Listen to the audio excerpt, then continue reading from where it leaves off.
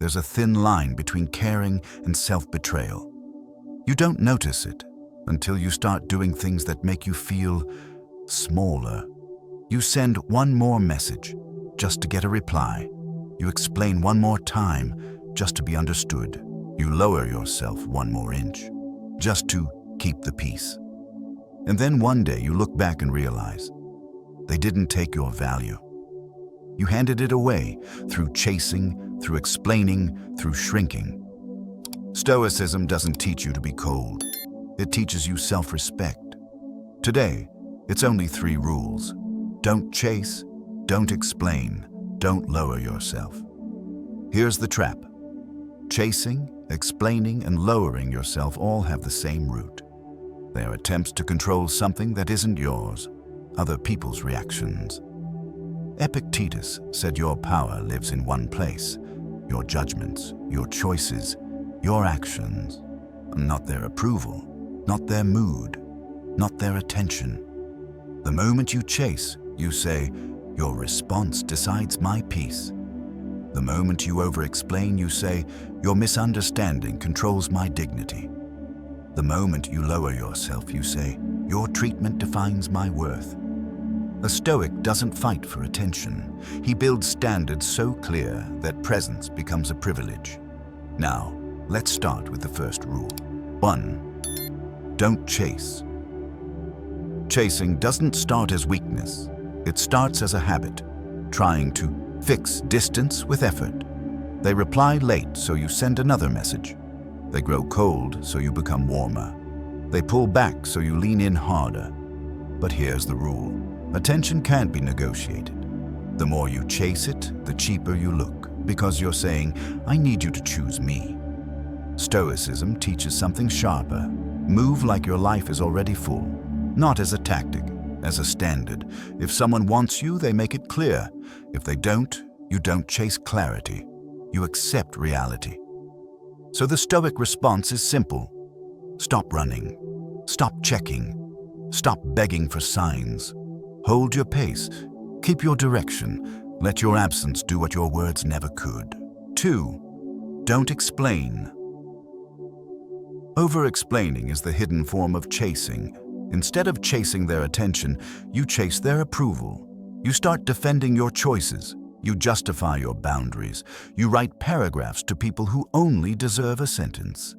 But Stoicism reminds you, your life is not a courtroom. You don't need to prove your innocence to someone committed to misunderstanding you. The more you explain, the more you invite debate. And once your boundary becomes a debate, it stops being a boundary.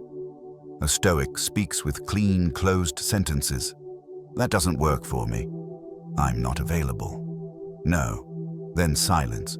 Not because you're rude, because you respect yourself. Explanation is for honest people who want clarity.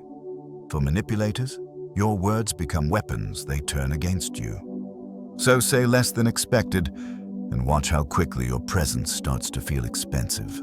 3. Don't lower yourself. Lowering yourself rarely looks dramatic. It looks like smiling at disrespect to avoid tension, laughing at a joke that cuts you, staying quiet when something in you says, this isn't okay. And every time you do it, you teach people a lesson. They can access you without respecting you. Stoicism doesn't tell you to seek conflict. It tells you to refuse self-betrayal.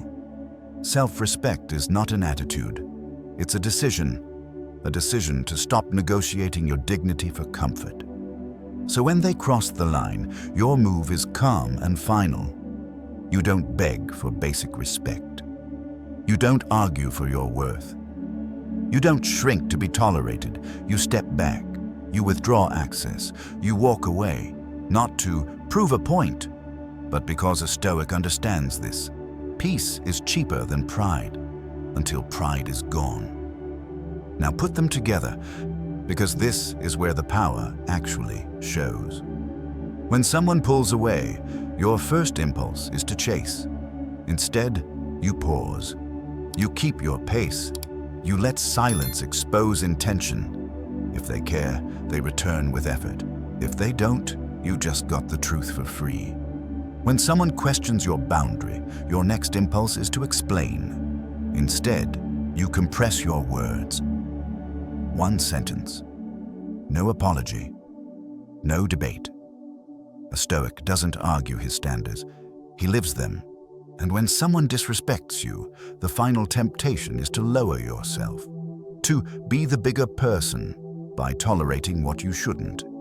Instead, you remove access, calmly, consistently, without drama. This isn't arrogance, it's clarity. Because the strongest message you can send is not a paragraph, it's your behavior. Chasing is the quiet way you tell someone your peace depends on them. Explaining is the quiet way you ask permission to be respected. Lowering yourself is the quiet way you trade dignity for comfort. Stoicism ends that trade. A Stoic doesn't beg to be chosen. He keeps moving. He doesn't argue his boundaries.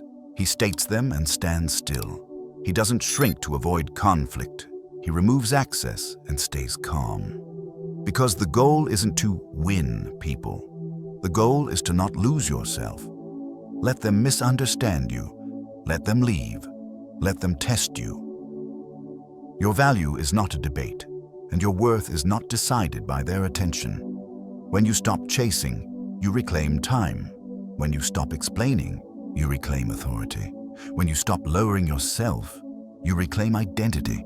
That's real power. Quiet standards, consistent actions, and self-respect that doesn't negotiate.